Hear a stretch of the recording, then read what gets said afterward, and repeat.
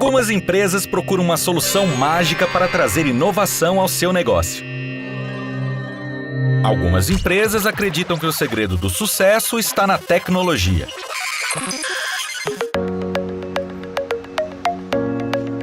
Mas as empresas mais competitivas e modernas sabem que o melhor investimento são os jovens talentos. Aprendizes e estagiários trazem a liberdade, a criatividade e a garra de quem está começando a construir uma carreira e quer provar todo o seu potencial. O CIEE possui toda a experiência para auxiliar qualquer empresa a criar um programa de estágio e aprendizagem. Qualquer empresa mesmo. Entre em contato agora com o CIEE e dê um upgrade no seu negócio. CIEE, transformando vidas, construindo o futuro.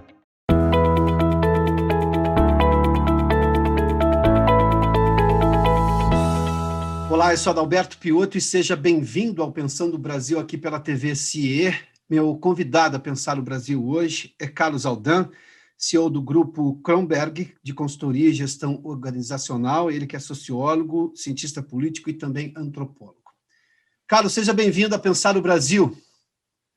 Prazer estar aqui com você e os participantes, a sua audiência também, Adalberto. Muito legal o convite, obrigado. Muito obrigado, Aldan. Nós passamos por um momento, do ponto de vista global, único. A gente nunca teve na história, mesmo com a comparação da gripe espanhola, a gente nunca pode comparar, dado o tamanho do mundo, a realidade, o nível de interconexão que nós temos hoje, a rapidez das comunicações, com a pandemia que nos atingiu globalmente. Obviamente que as empresas tiveram que se adaptar rapidamente, todo mundo fez um esforço gigantesco. Acho que se tivéssemos que fazer um ensaio disso 2 anos antes, não seria tão bem sucedido quanto foi na prática, até porque, obviamente, a situação exigiu desta maneira. Mas isso tem um custo hoje e a gente está ouvindo falar muito, aliás, com uma frequência muito grande, de funcionários que estão sofrendo problemas psicológicos, e, obviamente, eu estou falando de funcionários, mas a população como um todo está sofrendo disso. Nós temos casos de burnout, ou seja, daquela estafa gigantesca. Isso, obviamente, pode afetar não só na produtividade agora, porque afeta, antes de tudo, a qualidade de vida e a condição física e mental da pessoa em si. Como é que você que trabalha nesta área, Aldan, está vendo este momento e o que é possível já fazer agora para, obviamente, mitigar os efeitos momentâneos e, obviamente, preparar as pessoas de uma maneira melhor para enfrentar o futuro, que, obviamente, as recorrências vão acontecer novamente, a gente vai ter pressões novamente, ou seja, a vida vai continuar. Sabe que a gente usa, Adalberto, um mindset, né, que a gente tenta passar para a nossa base de clientes, né, um mindset que é o seguinte, é confrontar a realidade nua e crua, custe o que custar, e ela é calamitosa. Nós temos que admitir o fato de que nós sabemos muito pouco sobre o que está acontecendo e quanto tempo isso vai durar. Nós achávamos que estávamos numa corrida de 100 metros lá em março, né? Acabamos num triatlo infindável e pior, a gente não consegue enxergar e ver a linha de chegada, né? E isso gera esse desconforto enorme que pode ir desde um transtorno mental mais simples até a depressão e suicídio que vem aumentando, infelizmente. Então, de um lado, é enfrentar a realidade nua e crua sem criar expectativas equivocadas. De outro lado, jamais perder a convicção de que nós vamos triunfar. E aqui é que a gente faz uso de ferramentas muito robustas da ciência da inteligência emocional, da psicologia positiva e da neurociência, para nos ajudar a fortalecer essa tolerância a incertezas e ambiguidades, que já era a realidade nossa, mesmo na pré-pandemia, que se exacerba agora. Como resultado da pandemia, a gente tem o que nós chamamos, Adalberto, de perdas antecipatórias, né? O medo de perda de nossa saúde, medo de perda de um ente querido, de nossa própria vida, medo de perda de nossa segurança financeira, perda de status, perda de competência.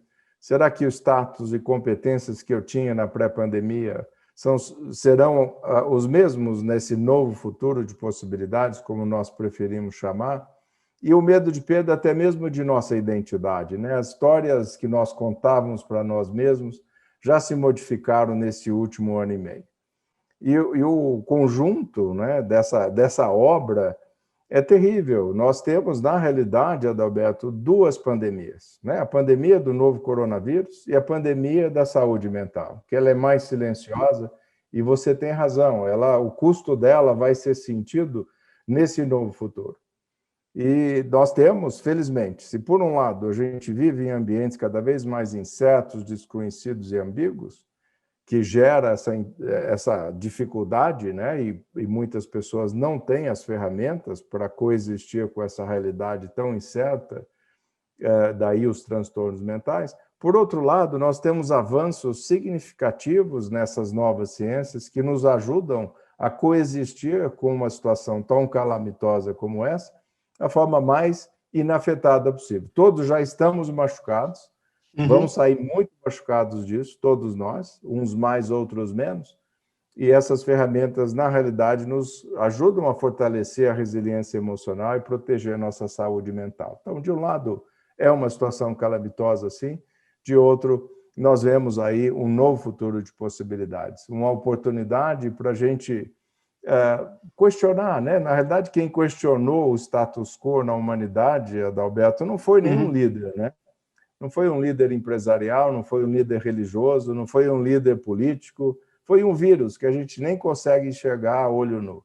Então, já que questionou e a gente está pagando um preço humano e econômico incalculável, devíamos aproveitar esse momento para fazer as transformações que muitas vezes a gente empurra com a barriga, né? Aproveitar o momento para isso. Aldan, me permita usar 2 detalhes da sua primeira resposta aí, em que você falou, bom, temos que enfrentar a situação, não dá para renegar essa situação, não dá para colocá-la do lado, e a outra coisa é que nós vamos sair machucados. Essa concepção de perceber que nós realmente saímos machucados e que isso é um processo natural de quem passou por um desafio gigantesco enquanto humanidade, eu não vou nem dizer só sociedade, enquanto humanidade, isso facilita o processo de retomada, porque quem perdeu alguma coisa, ou acha que perdeu, obviamente pessoas perderam, eu não estou falando só de vidas, mas perdeu o plano que tinha, porque teve que ser postergado e não vai acontecer mais nada, ou ele estava num processo de estudo que ele estava gostando presencialmente e não conseguiu retomá-lo da mesma forma à distância, enfim, são perdas todas que podem ser colocadas nessa classificação de perdas. Entender isso como um processo natural é o primeiro passo para poder retomar a vida, porque não raro você tem também casos, essa é uma discussão psicológica importante, que a pessoa olha muito para o passado e aí esquece de olhar para o presente. Eu fico imaginando isso dentro de um centro, dentro de uma empresa, em que a vida vai continuar, você começa a ter pedidos novos e você vai precisar de produtividade. Como é que eu faço com essa situação? É preciso entender claramente que as perdas existiram e a gente vai seguir. Não pode renegá-las também. Não, não pode.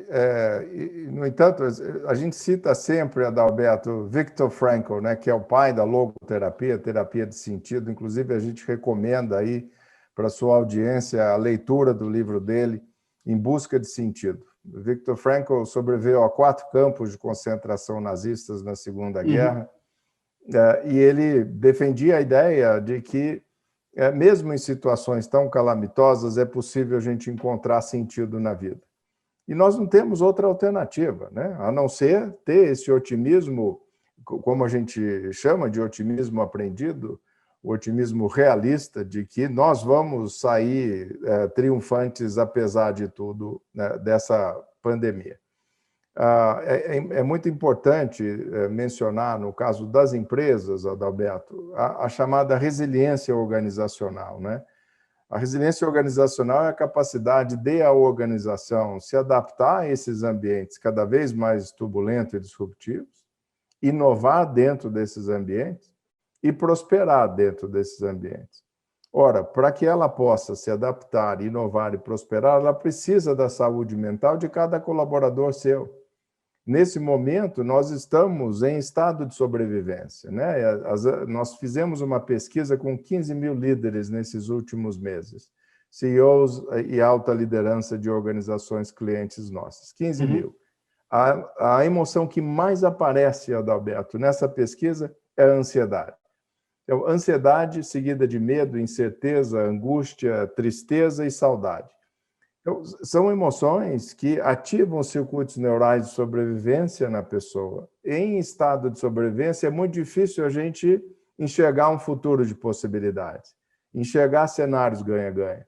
Daí a importância de se investir na saúde mental das organizações para que ela possa, de novo, se adaptar, inovar e prosperar nesse ambiente e nesse futuro de possibilidades. Nós não gostamos do novo normal, porque de normal nós já não tínhamos nada antes da pandemia. 70% de burnout, 80% de desengajamento do ambiente de trabalho, para nós não é normal. Então, nós não gostamos do novo normal por essa razão. Não gostamos do novo anormal porque traz uma conotação negativa para o futuro. E nós não enxergamos assim. Eu tive o privilégio, Adalberto, de fazer a Singularity University e conheci lá um dos fundadores, que é o Kurzweil. O Kurzweil hoje é tido como um futurólogo mais respeitado no mundo, e não sem razão, ele tem um grau de acurácia nas suas previsões da ordem de 80% nos últimos 30 anos. Portanto, é alguém a ser ouvido, né? Ninguém tem a bolinha de cristal, mas é alguém a ser ouvido. Sim. Ele diz algo muito interessante, que se estivermos vivos, né, em 2030, nós teremos as condições da biotecnologia e condições da medicina para prolongar nossa longevidade com qualidade até 130, 150 anos. Então, teremos um decênio aí de muita turbulência, muita trepidação, mas nós, na Kronberg, enxergamos um futuro de possibilidades. E quem tiver esse mindset vai prosperar nesse novo futuro de possibilidades. Quem tiver o mindset pessimista, negativo, certamente não terá essa resiliência organizacional. Aldan, você fez menção a um número de desengajamento aí, essa expressão me chamou bastante atenção. Esses 80% de desengajamento já vinham antes da pandemia ou isso foi um número que se atingiu durante a pandemia? Não, ele já vinha na pré-pandemia, o Instituto Gallup faz essa pesquisa há 15 anos em mais de 100 países e, infelizmente, esse é um problema não só de Brasil, era um problema global, Adalberto, o engajamento das pessoas no ambiente de trabalho. E pior, nós temos evidência objetiva há mais de 30 anos, né, que quando você cuida da saúde mental, do bem-estar do colaborador, ele traz mais lucro para a organização. No entanto, as organizações insistiam, né, em criar a miserabilidade no ambiente de trabalho. Não faz sentido. Daí os 70% de burnout e de desengajamento. E nós não estávamos preparados. A maior parte da liderança organizacional não tinha o preparo para, entender o engajamento, que ele exige um entendimento aprofundado para que você possa influenciá-lo, e ele muda ao longo do tempo, pior ainda, né? E influenciar o engajamento das pessoas. E o que nós fazíamos era endereçamento de motivadores extrínsecos do ser humano. Dar um bom salário, um status legal para ele, um título bacana, uma remuneração significativa, e ele se engajará. Pode se engajar na lua de mel, mas não ao longo do tempo. Daí os 80%. Engajamento é um desejo emocional, Adalberto. Você não pode tratar um desejo emocional de forma exclusivamente cognitiva e material, e econômica. Então, aqui suas metas, se você cumpre, você recebe tanto. Se você não cumpre, nós vamos conversar. Daí o desengajamento, que é um problema. E hoje nós temos a evidência objetiva de que uma pessoa engajada é 32% mais produtiva do que um desengajado. Imagina 32%. Por favor. Um terço é muita coisa, né? É muita coisa. Imagina 32% a mais nos resultados que nós tivemos no ano passado. Claro. Né? Sem contar que é um engajamento e uma produtividade maior sustentável no longo prazo, porque uma coisa é você aumentar de um ano para o outro 30% no seu resultado, a outra coisa é você ter a certeza que vai continuar tendo 30% ou até mais. A lógica da sustentabilidade, porque você criou condições para isso, é que dá noção de longevidade para o negócio, não é? Exatamente. A partir do momento que você domina, né, a técnica de criar um ambiente conducente à automotivação das pessoas, ao engajamento das pessoas, é uma questão de ancorar isso na cultura da organização, né? Aldan, eu vou lhe fazer uma pergunta dividida em duas partes. Quando a sua empresa tem uma série de clientes, de empresas extremamente importantes, participantes da economia mundial, o que você ouve normalmente do empresário ou do setor da empresa que os procura porque está querendo resolver problemas internos? Qual é exatamente a situação? E a segunda parte da pergunta é, o que você encontra nessas empresas? Qual é o problema maior que você encontra nessas empresas que estão buscando ajuda, inclusive? Olha, na pré-pandemia era o processo de upskilling de liderança, né? Quais competências eu, líder, e minha organização precisa adicionar àquelas que nós já temos e o chamado reskilling, né? Adquirir novas competências para a grande parte dos colaboradores de uma organização. E é isso que a gente vem fazendo aqui no Brasil há 20 anos, Adalberto. Processo de upskilling de liderança, de reskilling da linha de frente, de maneira que possam manter a relevância nesses ambientes, né? Que já eram turbulentos e disruptivos na pré-pandemia. A pandemia só deu um empurrão aí na realidade que nós já enfrentávamos, né? E após a pandemia e durante a pandemia, a maior preocupação tem sido a saúde mental das organizações. Nós sempre tivemos esse posicionamento como organização no Brasil. No nosso tagline do logotipo nosso, você vê o Mindful Living Revenue Solutions. Esse binômio sempre nos acompanhou há 20 anos. Quanto mais você investe no lado humano e saudável das organizações, melhores resultados financeiros você tem. E é isso que nos diferencia. A gente endereça os fundamentos de liderança, de venda, de atendimento a clientes, e ajuda as empresas a cuidar da saúde mental desde 2002 no Brasil. E nunca encontramos tanta expressão nesse posicionamento como nesses últimos 15 meses agora. Aldan, me permita contar uma história, porque ela sugere aqui uma pergunta objetiva. Ela pode parecer prosaica, mas não é tanto, não. A minha mãe foi durante muitos anos na vida, aliás, foi o único trabalho dela numa única empresa, ela teve um único registro, ela trabalhou no departamento pessoal de uma usina no interior de São Paulo. E a minha lógica de entender departamento pessoal, que depois viria a ser chamado de recursos humanos, gestão de talentos, essas coisas todas, era de alguém que cuidava, que tinha uma preocupação com os funcionários, além de todas aquelas questões burocráticas, né? De, suas férias vão vencer, você precisa tirar férias. Não, muito além disso. Bom, quando eu comecei a trabalhar, eu levei, confesso a você, um baque, porque não era o departamento pessoal da empresa que a minha mãe trabalhava que era assim, era ela que era assim. Bom, o que isso sugere para eu lhe perguntar? E vi isso em várias empresas, tá? Eu nunca me deparei verdadeiramente, aliás, com muito poucas exceções, em que tinha essa preocupação com o funcionário, essa preocupação com a saúde dele, com a situação dele, para que ele se tornasse, inclusive, mais produtivo para a própria empresa. A minha pergunta é, são as pessoas, por uma sensibilidade própria, como a minha mãe fazia lá atrás, e que me levou a acreditar que isso seria recursos humanos de verdade, ou falta qualificação hoje na formação de gestores que vão lidar com os funcionários da empresa? Eu tenho problema na formação desse tipo de funcionário, para que isso seja, digamos, uma prática constante, realmente verdadeira no dia a dia da gestão do grupo de trabalhadores ou de colaboradores, seja lá como as pessoas gostam de chamar? Excelente pergunta, e obrigado por compartilhar a história da sua mãe, fantástica. Com certeza era a individualidade dela, né, que fazia, e o propósito de vida dela que fazia a diferença.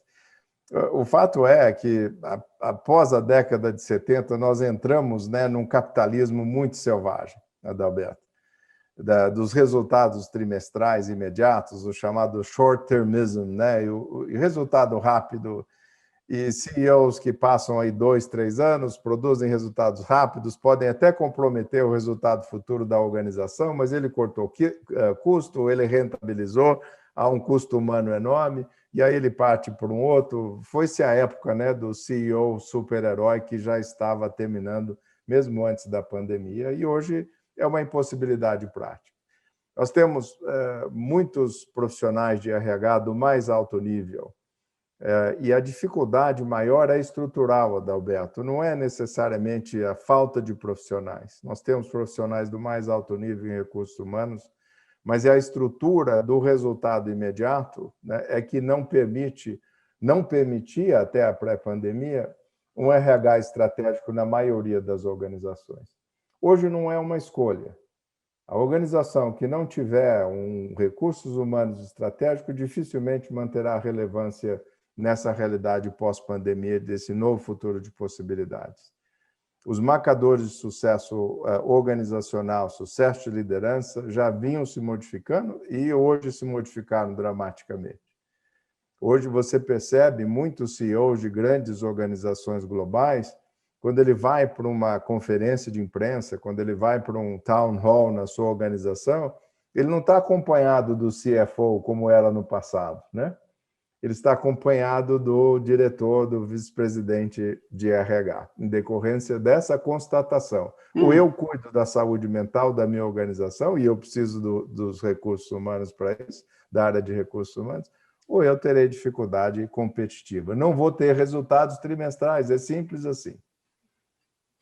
Então, a gente está vendo agora na prática a aplicação daquele conceito que era extremamente falado nos seminários de empresários, e que não, eu valorizo muito o meu corpo de funcionários, meu corpo de colaboradores, como é que recursos humanos são o principal ativo da empresa. Eu ouço isso há quase 30 anos como jornalista. Eu confesso que não via isso. Você está me dizendo que realmente não existia isso na amplitude com que se falava até a pandemia. Agora já deixou de ser opção, passou a ser é mandatório isso. Necessidade imperativa, em decorrência desse problema que já existia, mas a gente fazia vista grossa ao burnout, às questões de saúde mental. Hoje, 76%, numa pesquisa nossa, 76% dos colaboradores das organizações esperam apoio emocional de sua organização e de seu líder. Então, como é que você pode não se preparar, né, para dar o apoio emocional? Esse é um marcador de sucesso indispensável para qualquer liderança que quiser se manter relevante nessa realidade turbulenta e disruptiva. Não só o apoio emocional, mas primeiro o cuidado, né? O autocuidado. O líder que não tiver o autocuidado, como é que ele pode cuidar da organização? Como é que ele pode dar apoio emocional à organização? Portanto, são marcadores que venham se modificando, né? E a tolerância a incertezas e ambiguidade. Tolerância a incerteza e ambiguidade, Adalberto, não é uma questão cognitiva. Não adianta eu dizer, né, para a parte emocional do meu cérebro, não quero sentir ansiedade, para com isso, não quero sentir medo. Não acontece. É um processo de desenvolvimento da inteligência emocional, ela que nos permite fortalecer nossa resiliência emocional de forma que a gente possa proteger nossa saúde mental. No entanto, a inteligência emocional era sempre tratada, né, como mimimi, como yin-yang, né, como soft skills, sendo, né, algo subalterno ao meu cognitivo. O cognitivo é absolutamente fantástico para você analisar, sequenciar e resolver problemas de variáveis conhecidas. Mas quando você entra numa realidade na qual o conhecimento se dobra em questão de 12 horas, você não tem variáveis conhecidas mais. A minha competência técnica de gestão, o meu expertise no meu ecossistema é uma pré-condição, mas insuficiente. Ou eu adquiro as novas dimensões da minha liderança, de líder inspirador, líder transformacional, líder adaptativo e líder coach, ou eu não terei relevância. Então, o RH é peça-chave nessa transformação das organizações. E a gente vê esse movimento em muitas empresas, Adalberto, e é um processo que vai levar tempo ainda, né? Mas há várias empresas que têm essa prerrogativa já, e dentro dessa prerrogativa vem fazendo essas transformações. Esse CEO que você fez menção aí, que agora leva o RH do lado em seminários ou para falar da empresa, e que antes levava o executivo de finanças, né, o CFO, esse eu suponho que já esteja convencido, mas não raro, planos de empresas, e isso me permita os 30 anos ouvindo e cobrindo economia, te ensinam muita coisa e me ensinaram, quando se há problemas financeiros, os planos são sempre postergados, sobretudo aqueles em que você não tem variáveis conhecidas, para usar uma expressão que você usou há pouco. A pandemia traz uma série de variáveis desconhecidas. e traz também uma redução em boa parte dos negócios, alguns até se deram melhor, conseguiram vender mais, mas boa parte das empresas tem dificuldades financeiras. Os países têm dificuldades financeiras porque, obviamente, foi algo global, como nunca se imaginou. Eu me lembro do começo da pandemia, nunca ninguém experimentou desligar 80% do mundo e tentar religar de novo. Foi mais ou menos isso que nós passamos. Esta questão financeira, especificamente, do empresário que vai tomar a decisão, seja do conselho da empresa, em que ele olha para a contabilidade da empresa e vê ali um problema financeiro, mas vê essa necessidade de investir para recuperar funcionários ou não demitir, para continuar com o corpo de funcionários engajado, que, obviamente, não gera aquela ameaça de demissão no colega do lado. Quando começa a ter demissões, enfim, você tem um problema coletivo ali. Esse empresário vai ter essa capacidade de entender que isso é um investimento, como seria, por exemplo, renovar máquinas no momento de crise. Como eu me lembro, eu sou do interior de São Paulo, usinas investem na entre-safra para ter uma safra eficiente. E aquilo não é visto como gasto, é visto como investimento. Nós estamos numa entre-safra agora, nesse momento. Uma entre-safra pandêmica, mas, enfim, esse empresário vai ter essa sensibilidade? Eu acho que, se não tiver, de novo, ele está fadado ao insucesso, né? A gente já vinha nessa transformação, a introdução do ESG, né? A preocupação com o ambiente, com o social e com a governança responsável, já está se tornando, né, uma realidade para muitas organizações. Você sempre vai ter, né, Adalberto, aqueles cínicos, né, que não se curvam à realidade. Mas esses cínicos serão os dinossauros de amanhã. Não há escolha mais. Ou eu invisto no lado humano e saudável das organizações, ou eu terei pouca competitividade. E você tinha razão quando você falou, né, da história da sua mãe, né? O que se dizia, o maior ativo que eu tenho é o recurso humano. Cara pálida, quanto você investe no recurso humano? Qual que é a primeira coisa que você corta em momentos de dificuldade econômica? Sim. Mas é míope, né? Você destruiu o planeta, você destruiu o teu recurso humano, como é que você vai gerar rentabilidade? Para quem? Então, nós chegamos num ponto que a gente não consegue avançar mais. Eu não sei se já ouviu falar naquela organização Business Roundtable de Nova York, e tem vários clientes, né, membros dessa organização, que muitos dos nossos clientes, são 7 trilhões de dólares de faturamento combinado dentre os membros dessa organização. Em agosto, se eu não me engano, de 2019, eles soltaram uma declaração de propósito na qual eles disseram que a responsabilidade de uma organização não pode ser só a maximização de lucro de seus acionistas. E começa, a primeira responsabilidade é com os colaboradores, é com o recurso humano, né? E depois segue com a responsabilidade com a sociedade, com o meio ambiente, com o investimento em desenvolvimento, em pesquisa e desenvolvimento nas organizações. E, por último, claro, o acionista tem que ser remunerado, mas não pode ser a única razão de uma organização. Eu já senti essa mudança, você sempre vai ter os cínicos, mas esses não terão lugar nesse novo futuro de possibilidades. É uma impossibilidade prática, porque nós precisamos de inovação, Adalberto. E quem é que traz inovação para a organização, se não o capital humano, se não o talento, né? E como é que o talento vai ficar numa organização em que o cara ainda usa o estilo comanda e controla na sua organização? O autocrático, né? Não vai ficar, que tira a autonomia das pessoas. O talento não fica.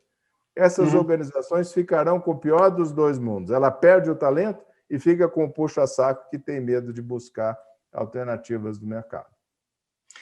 Aldão, uma última pergunta para aproveitar da sua experiência internacional e também com clientes aqui no país. Eu tenho diferença significativa entre os executivos das empresas brasileiras atuando aqui ou de executivos fora do mundo em relação a essa nova visão sobre os recursos humanos, ou seja, sobre valorizar as pessoas e entender isso como um investimento, além, obviamente, acrescido desse momento pandêmico em que você tem alguns problemas majorados e que a ação precisa ser ainda mais rápida, mais imediata? Não vejo muita diferença, viu, Adalberto? A gente tem, na realidade, aqui uma uma fábrica, né, de executivos do mais alto nível, porque a gente vive adversidades que a maioria dos países centrais não viviam, né, até a pandemia. Talvez agora estejam entendendo um pouco mais a realidade que um país em desenvolvimento como o nosso sempre enfrentou, né? As turbulências de vários planos econômicos, de várias moedas. Então, a gente desenvolveu uma adaptabilidade como executivo que a maioria dos países não tem. Tanto assim que a gente exportou e exporta ainda profissionais do mais alto nível para o resto do mundo, né? Mas eu não vejo, quanto a essa percepção, não vejo muita diferença. Na realidade, o mundo volátil, incerto, complexo, ambíguo, né, ele criou um jogo de soma zero, né? Ele passou a régua, nós todos estamos no mesmo ponto de partida agora. Eu me lembro quando comecei minha carreira, Adalberto, a gente se sentia 30 anos atrás dos países centrais e efetivamente estávamos. Não estamos mais. Nessa realidade em que a exponencialidade da tecnologia faz com que o conhecimento se dobra a cada 12 horas, em decorrência da Internet of Things, né, o chamado IoT, quem faz essa previsão é a própria IBM. Como é que algum país, algum CEO, algum executivo super-herói pode deter todo o conhecimento? Não detém. Então, nós estamos aí no mesmo ponto de partida, as inovações podem sair de países como o Brasil, como a gente vem fazendo no agroindústria no Brasil. Sim. Como você sabe, você veio dessa região, a gente é um país imbatível, por isso que eles têm medo da gente. Não usamos nem 8% da nossa terra disponível para a agricultura, temos 65% do nosso território protegido, né? E ainda assim a gente consegue ser o maior produtor de soja, de laranja e etc., de café no Brasil. Então, a gente tem aí vantagens comparativas importantes que vamos transformar em vantagens competitivas. Não vejo essa percepção diferente nesse momento, de Brasil, um país em desenvolvimento, para os países centrais. Estamos todos no mesmo barco, todos perdidos, sem saber como será esse novo futuro de possibilidade. Mas, pelo que você está me contando aí, todos extremamente conectados a esta nova realidade, ou seja, a necessidade de se criar soluções para um problema que ninguém imaginava, sobretudo no tamanho que foi o problema pandêmico. Eu vejo isso tanto de empresas em altos executivos aqui brasileiros, quanto e de empresas nacionais, quanto empresas globais. Vejo essa consciência. E você sempre tem aquele cínico, né, que nos responde o seguinte: olha, eu perdi dinheiro nessa pandemia, eu tenho que correr atrás. Bom, mas você vai precisar do talento humano para correr atrás do prejuízo, né? Você não é torcendo o teu talento humano, que tratando como um ativo qualquer, como uma máquina, que você vai conseguir sanar o prejuízo que você teve durante a pandemia. Mas a maioria, eu sinto, e o próprio movimento, eu insisto, o movimento do chamado ESG, né, está fazendo com que as empresas tenham essa percepção. Muitas vão tentar enganar, vão criar cenários que não correspondem à realidade, mas o consumidor tem no seu poder hoje algo que ele não tinha antes, né? Que é o poder de criar conteúdo. O poder de criar conteúdo era dos fornecedores, hoje é do cliente. Então, e para o bem e para o mal, né? Como a gente estava falando antes, né?